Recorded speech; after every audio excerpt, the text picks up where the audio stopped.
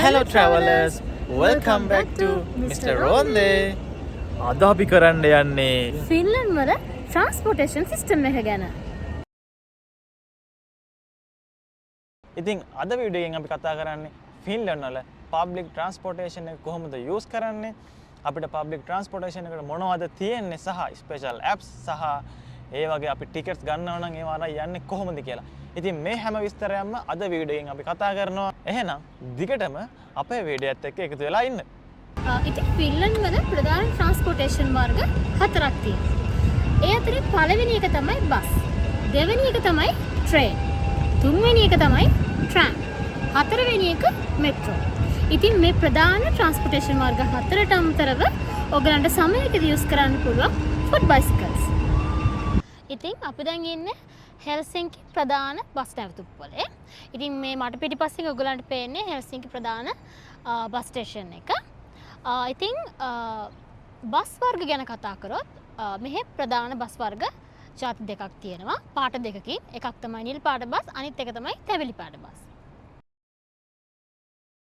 ඉතින් සාමාන්‍ය විදියට ඔයගලන්ට බස් එකක යන්න නම් ඕගොල්ලෝ අතේ බස් ටිකට් එකක් තියෙන්න ඕන.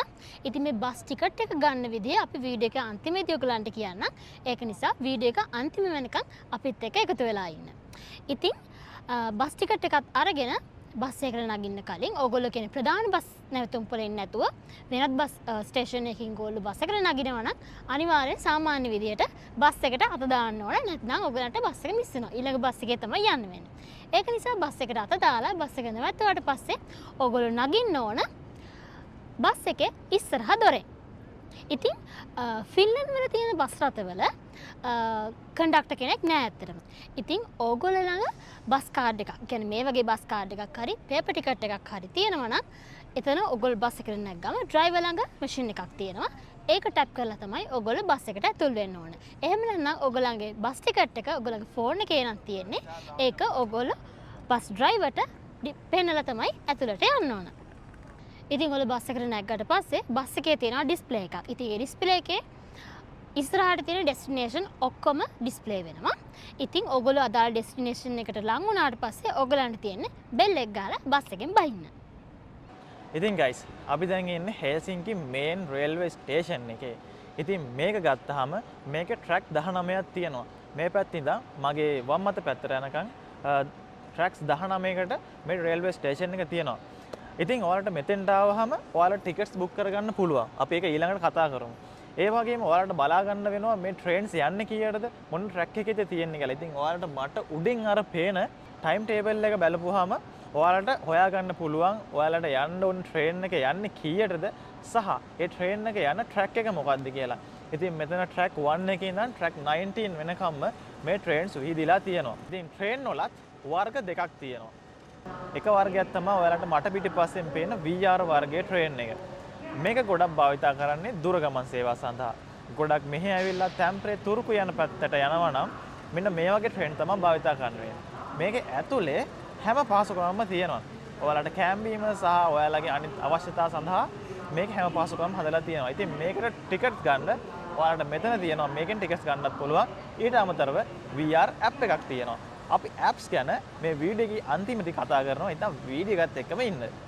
හරි, අපි ඊළඟට කතා කරන අනිත් ට්‍රේන් වර්ගය තමයි මේ තියෙන්නේ. ඉතින් මේ ට්‍රේන් අපි යොදාගන්නේ ගොඩක් මෙහි කෙටි ගමන් සේවා සඳහා. ඉතින් මේකෙදිත් කරන්න තියෙන්නේ ඔයගොල්ලෝ ඇතුළට ගියාම අපේ ටැප් කරන මැෂින් එක තියෙනවා. ඉතින් ඒ කාඩ් එක ටැප් කරලා ඇතුළට යන්න ඕනේ. හැබැයි මේක ඇතුළට මේ ඕනම දෙයක ඇතුළට යන්න කලින් ඔයාලගේ අතේ කාඩ් එක තියෙන්න ඕනේ. ඉතින් මේකෙත් ඔයාලගේ ටිකට්ස් කවුරුත් චෙක් කරන්න නැහැ. ඒ වුණාට රැන්ඩම්ලි සමහර විට ඔයාලගේ ටිකට්ස් චෙක් කරන්න ඉඩ තියෙනවා. අපි ඒ ගැන ඔයාලට අන්තිමට වීඩියෝ එකේදී පැහැදිලි කරන්නම් ඒක කොහොමද වෙන්නේ කියලා. මේක ඇතුළේදීත් ඔයාලට පහසුවෙන් ඔයාලගේ ස්ටේෂන් එක හොයාගන්න පුළුවන්. මොකද මේකෙත් ස්ක්‍රීන් එකක් තියෙනවා. ඒ වගේම ඊළඟ ස්ටේෂන් එකේදී මේගොල්ලන්ගේ ඇනවුන්ස් එකක් යනවා ඊළඟ ස්ටේෂන් එක ගැන. ඉතින් ඔයාලට ගොඩක් පහසුවෙන් ගමන් කරන්න පුළුවන් තවත් එක් පබ්ලික් ට්‍රාන්ස්පෝර්ටේෂන් එකක් තමයි මේ ට්‍රේන් එක. ඉතින් මෙතන තමයි ඔයගලන්ට හෙල්සින්කි වලින් මෙට්‍රෝ ගන්න තියෙන තැන. ඉතින් මෙට්‍රෝ වල විශේෂත්වය තමයි මෙට්‍රෝ එක ඇතුලේ ටිකට් එක ටැප් කරන්න මැෂින් එකක් නැහැ. ඉතින් ඔයගලන්ට මේ විදිහට මෙට්‍රෝ එකට ඇතුල් වෙන්න කලින් මේ විදිහට ටිකට් එක ටැප් කරලා තමයි මෙට්‍රෝ එක ඇතුලට යන්න ඕන.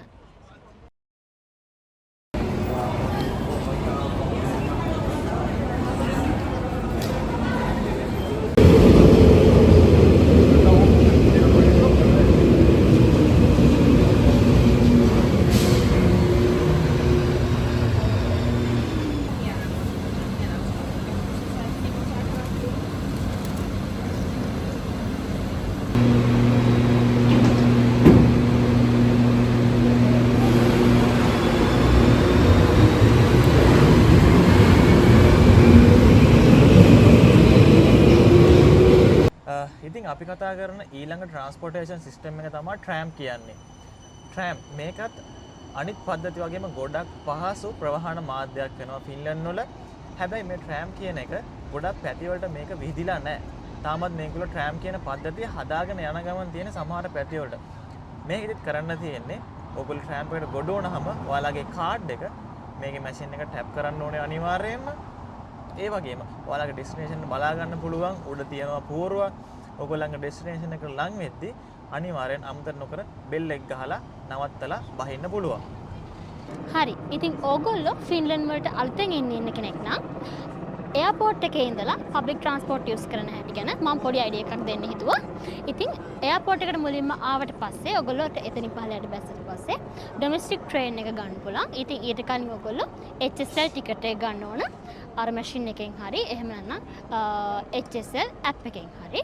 ඊට පස්සේ ඔයගොල්ලෝ එතන ඉඳලා එයාපෝට් එකේ ඉඳලා ඔයගලන්ට හෙල්සින්කි වලට ඩොමෙස්ටික් ට්‍රේන් එකේ එන්න පුළුවන්. ඉතින් ඒකදී ඔයගොල්ලෝ යූස් කරන්න ඕනේ ABC ටිකට් එක. ඒක හොඳට මතක තියාගන්න. ඉතින් හෙල්සින්කි වලට ආපට පස්සේ ඔයගලන්ගේ ඩෙස්ටිනේෂන් එකට යන්න ඔයගලන්ට බස් එක හරි ට්‍රේන් හරි ට්‍රෑම් හරි යූස් කරන්න පුළුවන්. ඒ වගේම හෙල්සින්කි ඉඳලා දුරකට යනවා නම් ඒ කියන්නේ තුර්කු තැම්පරේ වගේ යනවා නම් ඔයගලන්ට VR ට්‍රේන් එක යූස් කරන්න පුළුවන්. කවුරු හරි එයාපෝට් එකකින් හෙල්සින්කි ආවට පස්සේ ටැක්සියක් ගන්න ඕන නම් ඔයගලන්ට ට්‍රේන් ස්ටේෂන් එකෙන් බැස්සට පස්සේ මේ පැත්තෙන් ටැක්සි තියෙනවා. ඔයගලන්ට කැමති එකක යන්න පුළුවන්. ඉතින් මං ගාව තියෙන මේ කහපාට බයිසිකලෙත් සමයකේදී ගොඩක් ස්පෙෂල් දෙයක්. මේකත් HSL ඇප් එකෙන් බුක් කරගන්න පුළුවන් බයිසිකලයක්. ඉතින් ඔයාට මේක ඕනම තැනකට යූස් කරන්න පුළුවන්. මේක අන්ලොක් කරගන්න පුළුවන් HSL ඇප් එක හරහා. ඉතින් මේ වගේ කහපාට බයිසිකල් දාන්නේ සමයකට විතරයි. ඉතින් අපි දැන් කතා කරමු මෙහි භාවිතා වෙන ඇප් සහ ටිකට් මැෂින් එකකින් ටිකට් එකක් ගන්න විදිය ගැන.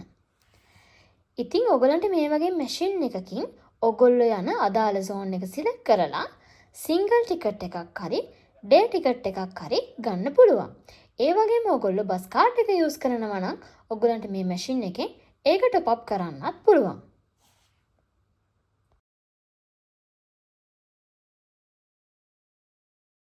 ඉතින් විශේෂයෙන්ම කියන්න ඕන ෆින්ලන්ඩ් වල සිටි එකෙන් සිටි එකට පබ්ලික් ට්‍රාන්ස්පෝර්ටේෂන් වලට යූස් කරන ඇප්ස් වෙනස් වෙනවා.